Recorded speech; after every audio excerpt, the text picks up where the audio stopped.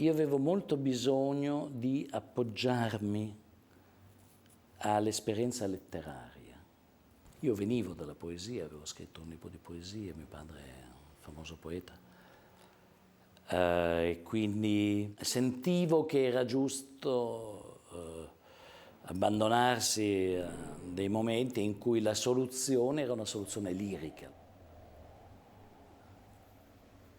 Nei primi film ho bisogno di appoggiarmi a un'opera letteraria in qualche modo, anche magari senza rispettarla, ma è come una garanzia, è come un appoggio vero.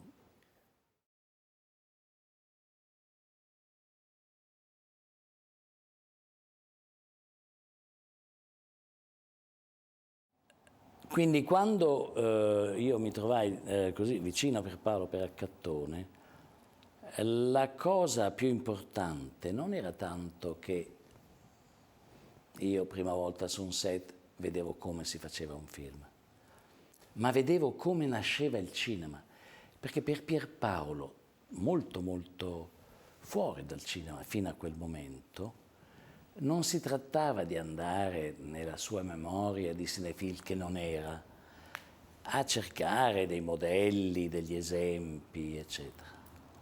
La sua decisione era molto semplice all'inizio di Accattone. Mi disse: io voglio fare molti primi piani, come nella Giovanna d'Arco di Dreyer, ma il mio punto di riferimento visivo sarà i primitivi toscani, dal Sassetta in poi. E in effetti Accattone è tutto così, un esempio di frontalità. Tutto è sempre visto in modo frontale e quindi anche un pochino sacrale e, perché no, religioso, un po' come nelle pale d'altare. Il mio privilegio fu quello di assistere alla nascita del cinema, perché quello che faceva Pierpaolo non era riferirsi a modelli precedenti, ma era proprio quello di inventare il cinema. Pierpaolo ha inventato il cinema. Io invece a 21 anni avrei fatto la Comare Secca, a 20 ero assistente di Accattone, ero un cinefil.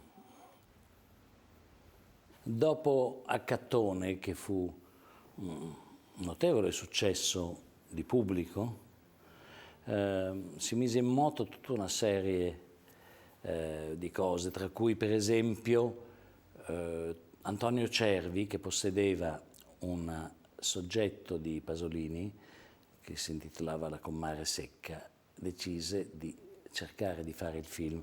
Pasolini era già partito con tutti i suoi desideri, le sue fantasie su Mamma Roma, e quindi La Comare Secca non interessava più. L'aveva però scritto qualche anno prima, Cervi l'aveva comperato e cercò di aiutare questo produttore Antonio Cervi. Gli disse: perché non fai scrivere la sceneggiatura a due persone che ti dirò io, e perché non fai dirigere il film a qualcun altro? Allora i due fantomatici sceneggiatori erano Sergio Citti e io. Sergio Citti era stato vicino a Pierpaolo per i suoi romanzi, è quello che Pierpaolo chiamava il mio vocabolario vivente, più o meno, insomma. Quando Antonio Cervi, questo proprietario della Comare Secca, mi propose di scrivere il film insieme a Citti, mi disse anche, fu molto chiaro: vogliamo un film di tipo pasoliniano, deve essere proprio come se esistesse un genre. C'era stato un solo film a Cattone, bellissimo, un capolavoro, però insomma si voleva fare qualcosa di molto vicino a Cattone. Con Sergio decisi di andare a Parma. La mia famiglia aveva ancora questa casa in campagna, poi fu venduta, e io e Sergio stavamo lì e scrivevamo questa storia romana. cercando il più possibile di avvicinarla a un film ideale che Pierpaolo avrebbe girato, che però non voleva girare. Insomma, inventavamo il genre pasoliniano. Era bello, era un settembre, mi ricordo, ed era, credo, il 61.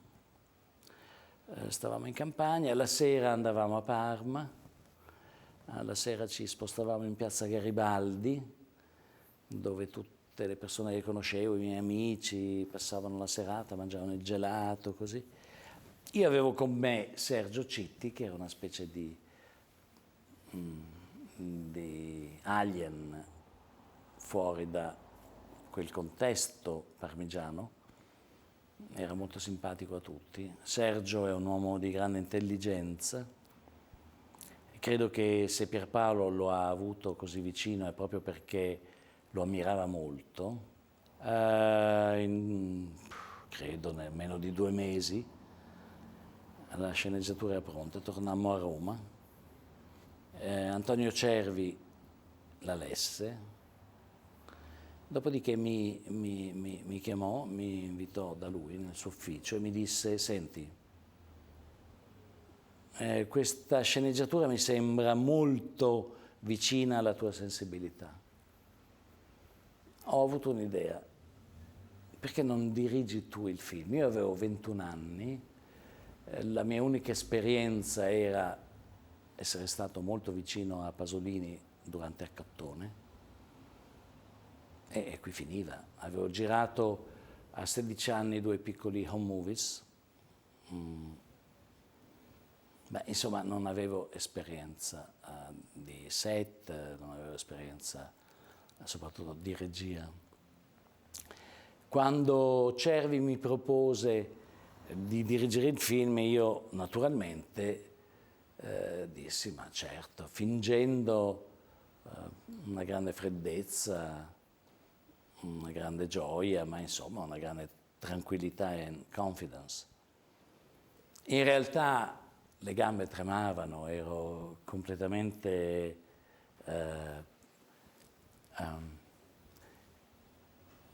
overwhelmed da questa proposta. Non avevo mai fatto un film e qui mi si proponeva, mentre facevo il mio secondo anno di università, di girare un vero e proprio feature. Comunque io mi trovai così, credo, non mi ricordo più niente, non so se fosse marzo, se fosse aprile, se fosse febbraio. Il primo giorno di lavorazione sul set della Comare Secca, diretto da me. Avevo 21 anni e ovviamente ero il più giovane nella troupe. Tutti, dal mio first assistant, dal mio DOP, segretario di edizione, allo scenografo, erano tutti più grandi di me.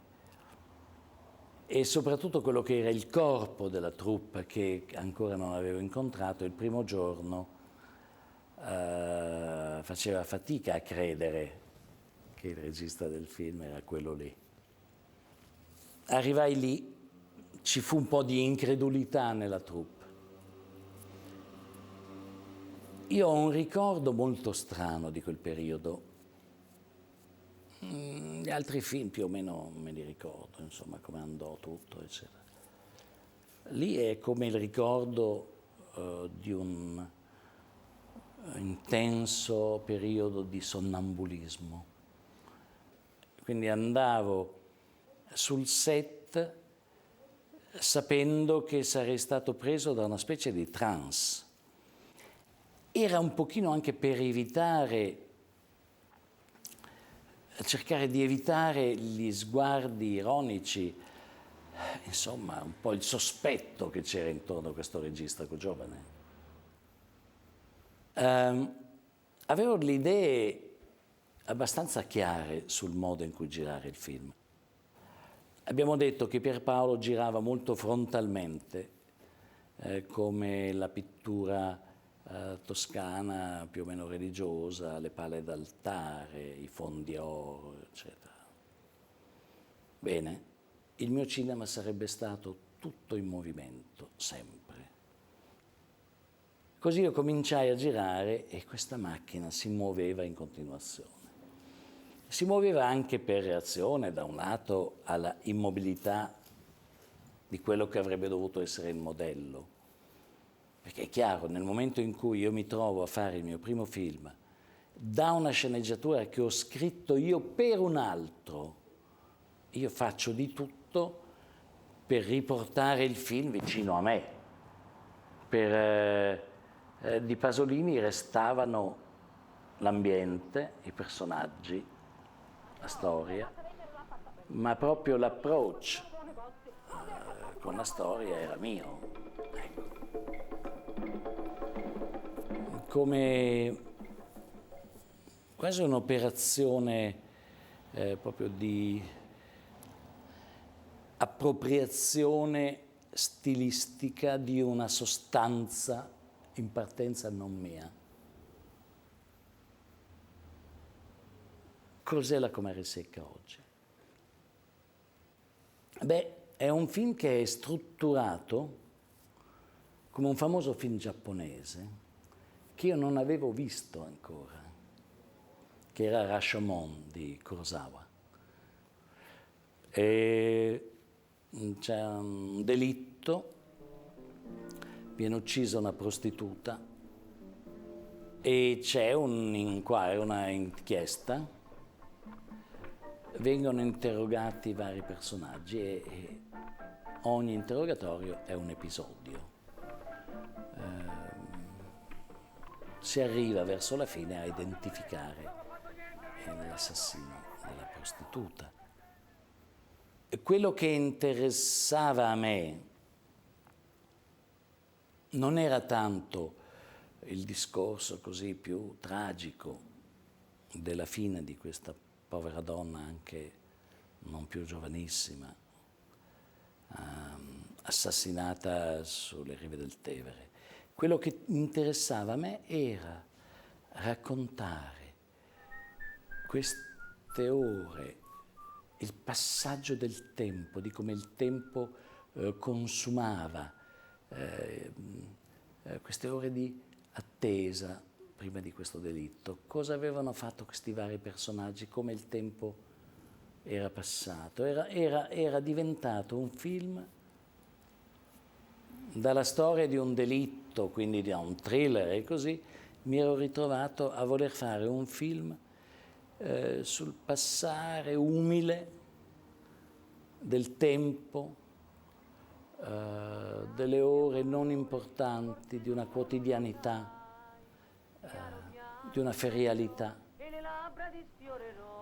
Il film non era nient'altro se non il mio tentativo di raccontare, pensavo allora, forse illudendomi, che fosse possibile scrivere poesia con la macchina da presa. Infatti c'è una specie di ritornello, un leitmotiv nel film. A un certo punto, all'interno di ogni episodio e quindi di ogni racconto dei personaggi che sono sospettati dalla polizia di aver ucciso, in ogni episodio si arriva al momento in cui c'è un tuono, ci sono dei tuoni e comincia a piovere, c'è un temporale improvviso, come succede a Roma spesso. Questo temporale ci riporta ogni volta alla casa della prostituta che si risveglia da un sonno magari pomeridiano, che si prepara, che si trucca, che si fa il caffè e che poi esce di casa. Questo era stato anche una mia maniera per ritrovare un filo poetico più che non prosastico, più che non di prosa. Ricordo di essere andato a Venezia quell'anno, dove c'era un gruppo abbastanza folto di opere prime o di film italiani di giovani registi, c'era tra cui anche la Comare Secca. Qualche settimana prima, 2 o 3 settimane prima, il mio primo e unico libro di poesie, In cerca del mistero, era stato presentato al premio Viareggio e ha vinto il premio per l'opera prima. Allora a Venezia c'era un pochino di giusto, forse, sospetto nei confronti di questo che a 21 anni arriva a Venezia con un primo film, avendo appena vinto un premio Viareggio col suo primo libro di poesie. E quindi non c'era, non mi ricordo, un'atmosfera di grande simpatia nei miei confronti. Sembrava un pochino che ne combinasse troppe perché potesse essere tutto vero e così, però invece lo era. Il tempo poi lo ha dimostrato. Qualche critico amò il film, in generale però la voce della critica italiana era una e diceva è un film pasoliniano. Tutto quello che avevo fatto io, tutto lo sforzo sovrumano che avevo fatto per portare il film da una partenza del soggetto di Pasolini, portarlo verso di me, farlo diventare mio, sembrava vanificato, sembrava